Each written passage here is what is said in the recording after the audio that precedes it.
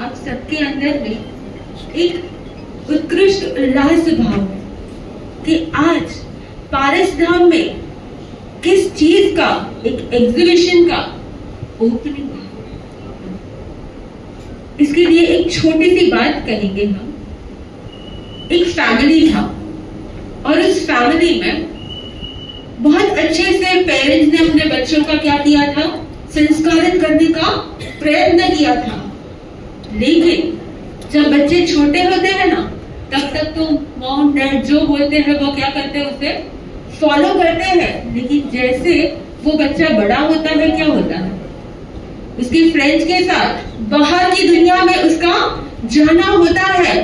और ऐसा ही एक फैमिली जिसका बाहर की दुनिया में जाना हुआ और फ्रेंड्स के साथ जैसी रंगत होती है, ऐसा क्या होता है, जैसी ही संगत होती है वैसी उसकी रंगत लग जाती है।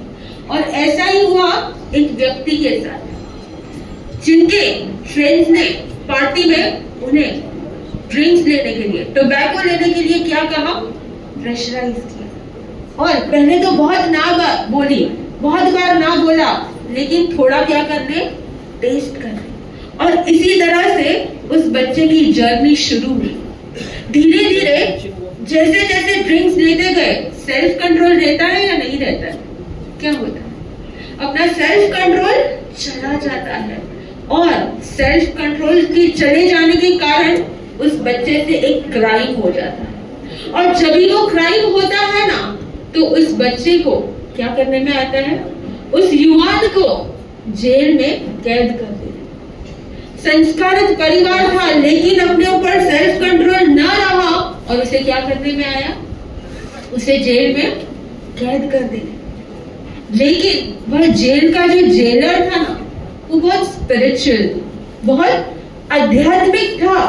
उसने एक बात सुनी, उसने सोचा कि इस जेल में मैं अलग अलग संतों की बुक्स यानी कि पब्लिकेशन लेकर आऊं और उसे वहां पर रख दूं सबको पढ़ने के लिए। पता नहीं कितनों में चेंज आएगा, लेकिन अगर किसी में चेंज आ गया तो।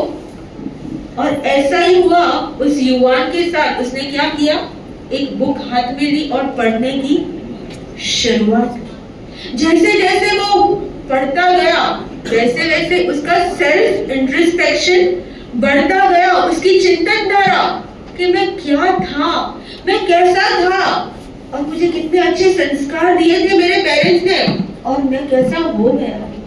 धीरे धीरे धीरे वो दूसरों को परेशान करना बंद कर दिया और अपने साथ बात करनी शुरू कर दी। जैसे अपने साथ बात करनी शुरू कर दी, धीरे धीरे मन शांत हो गया और वो धीरे धीरे जेल में बैठकर क्या करने लगा, मेडिटेशन करने लगा, अपने साथ बात करने लगा, शांत हो गया। वो तो शांत हो गया, लेकिन उसके बाजू वाली खोली में से एक व्यक्ति जो उसका फ्रेंड था ना, उसने क्या बोला कि मेरा टोबैको खत्म हो गया है, मुझे टोबैको की जरूरत है, तेरे पास है? उसने बोला मैंने तो छोड़ दिया है टोबैको खाना। तू भी क्या कर, छोड़ दे बोला होगा या फिर दिया होगा? क्या किया होगा? छोड़ दे बोला होगा। लेकिन उस फ्रेंड ने क्या किया पता है? पता था अगर वो नहीं देगा तो वो मानने वाला तो है नहीं, कहीं ना कहीं से तो मंगा नहीं वाला है, और इसीलिए उसने टोबैको दिया। लेकिन कैसे दिया? जो बुक वो पढ़ रहा था ना, उस बुक का एक इंटरेस्टिंग पेज टेयर किया, फोल्ड किया, उसमें थोड़ा टोबैको डाला और शुभ भावना की कि जैसे मेरे अंदर में ये शब्द पढ़ने से परिवर्तन आया ना, उसके अंदर में भी क्या है? परिवर्तन आए। और उसने वो टोबैको की क्या की, वो जो पेपर में क्रिंकल करके और उसे फेंका।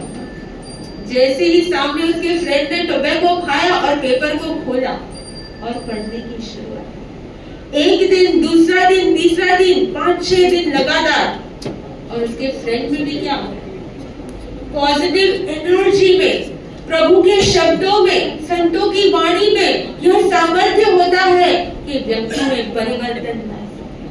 और जब थोड़े दिन के बाद दोनों आहार के कक्ष में मिले तो उस फ्रेंड ने उसे थैंक यू कहा। क्या कहा?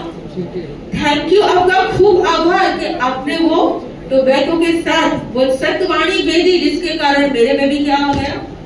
परिवर्तन। लेकिन उस परिवर्तन का मेन कारण कौन था? कहीं न कहीं वह जेलर, जिसे एक विजनरी थॉट आया कि मुझे क्या करना है, यहाँ पे पब्लिकेशंस लाना है, मुझे यह संतों की वाणी को यहाँ लाना है। और उस विजनरी थॉट के कारण उस जेल के कैदियों में भी क्या आ गया? सब में नहीं परिवर्तन आया, किसी किसी में आया, लेकिन परिवर्तन की शुरुआत तो हुई, उनका मन शांत तो हुआ। उसी तरह एक विजनरी थॉट जब हमने मुंबई से कलकत्ता की ओर बिहार किया, और हम में से कई महासती जी है ना, वह जैसे आप यहाँ पे बैठे हो ना, थोड़े साल पहले जब गुरुदेव पधारे थे ना, तो वो परम महासती जी भी कहाँ पे बैठते थे? आप लोग की तरह यहीं पे पब्लिक में बैठते थे।